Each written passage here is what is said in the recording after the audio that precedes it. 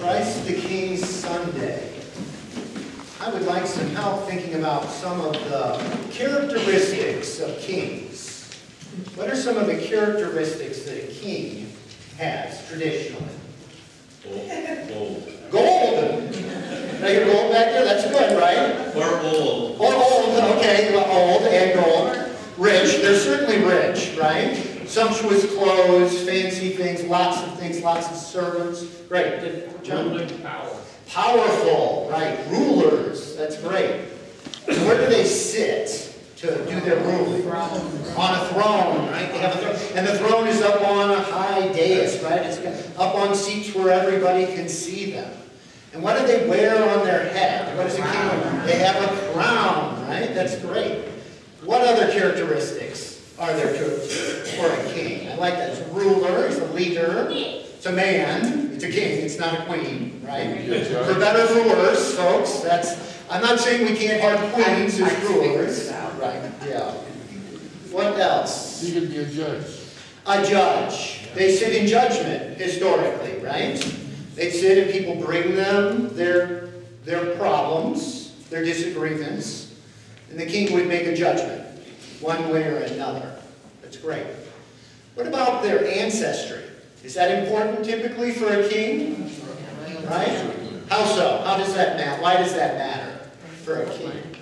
Bloodline, right? So you're the king because your father was king, right? It's in the blood, right? That you have the right to be the king. Good. Now, are you a king if you don't have a nation? No. So that's another thing, right? You've got to have a country, a kingdom. As a matter of fact, we use a word to describe the way a nation is. A kingdom comes from a king. That's great. Anything else? You got everything on my list, so I'm happy. But if you have something you want to add, I don't want to stop you. I have one. They What's that? decide life or death.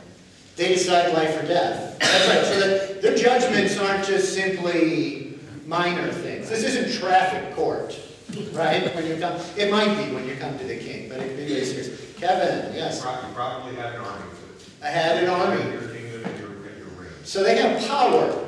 They have a way to enforce their power, right? It's not simply that. That's great. That's wonderful. Yes. The king was usually the head of the church. Also, it's a religious. There's a religious piece to it too. That's great. Sets rules and regulations. Sets the rules, sets the regulations, hopefully sets the tone, right, for the country as well.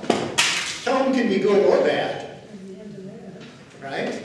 And of course, one of the titles, and it's today's feast day, one of the titles for Jesus Christ is King.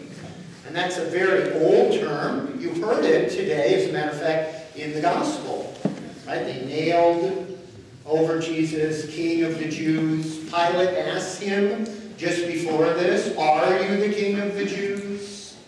When he's called the Messiah, when he's called the Anointed One, that understanding is that that's the coming of a king, someone who will lead them in the ways a king would lead them.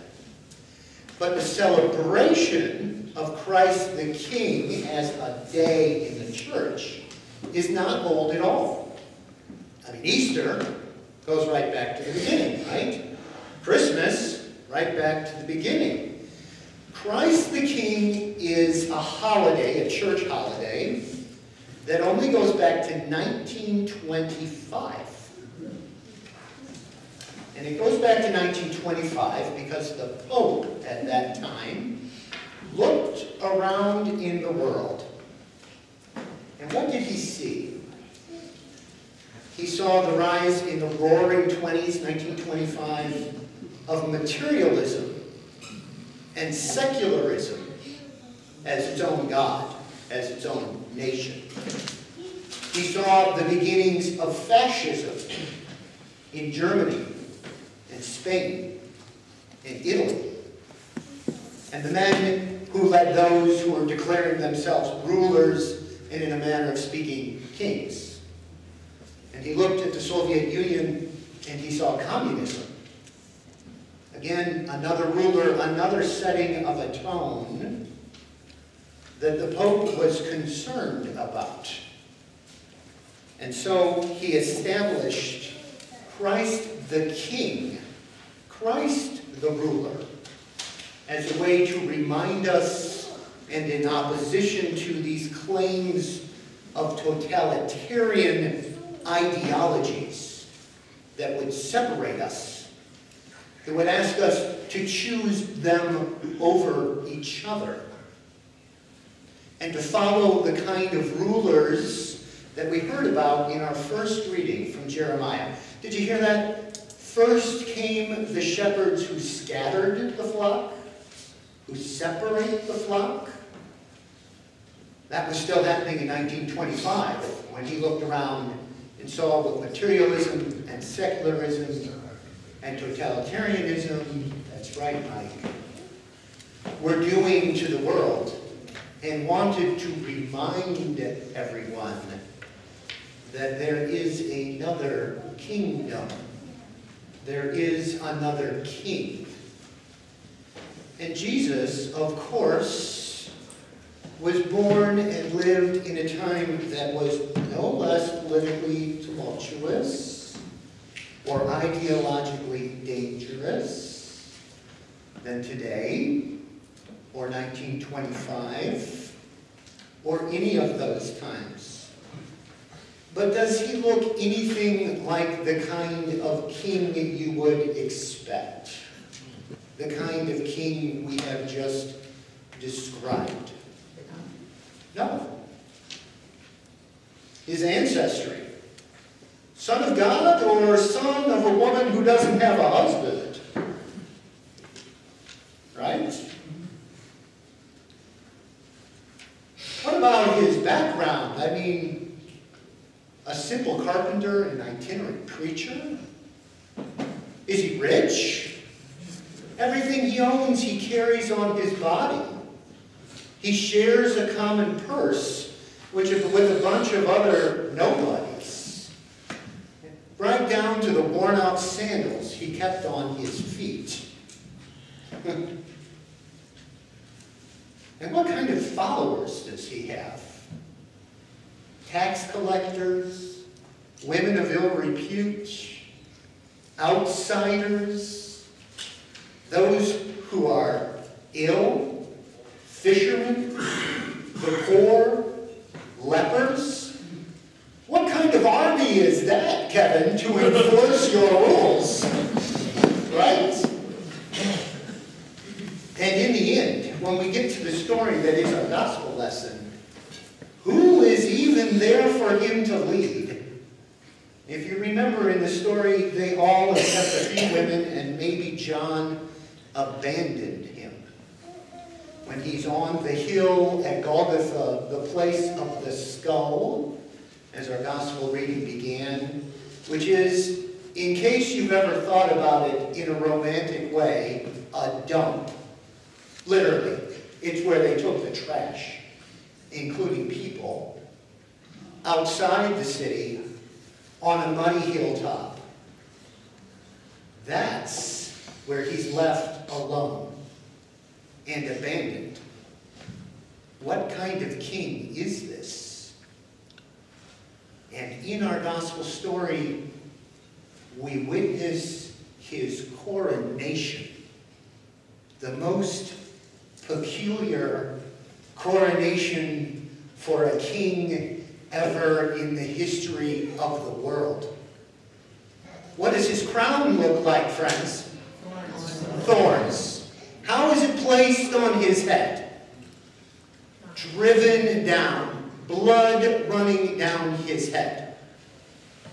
What kind of royal garments is he wearing when he's taken to his coronation? Loincloth. He's stripped of even the little dignity that that robe provides him. It tells you in the story they took his clothes and diced for them. Matter of fact, they aren't even worth anything except playing a game of dice over. And then there is his throne.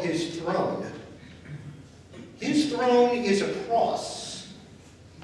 His throne, when he is lifted up, when he is raised to sit first above where he can see everyone, is nailed to just effectively 2 pieces of a tree, where he is left naked, bleeding, and hung side by side with criminals. This is not meant as a coronation. This is meant as a joke, as an insult. King of the Jews, look at where you end up. That's what that sign means that hangs above him. That is Christ the King. A king who looks like no other king in the world. And his judgment, his place where he looks down on us, is from that throne in that moment of his coronation. And what that judgment looks like is, he says, forgive them. It is not the judgment of death. It is the judgment of a suffering servant who asks us all to live a life where we give. A life like his that looked like washing feet, feeding the hungry, speaking out against injustice, welcoming the outsider, healing the sick, and intentionally choosing a life of poverty and humility. A king unlike any other. In our own age, Mike, an age of tumult and ideologies, a time when the kings who are like shepherds who would scatter us would ask you to choose one over another. Jesus asks, am I your king? Will you choose my path as your way to new life, to judgment, and to a world that looks different than any kingdom we have ever seen? Whose followers will we choose to be? Lord Jesus Christ, have mercy on us, sinners. Amen.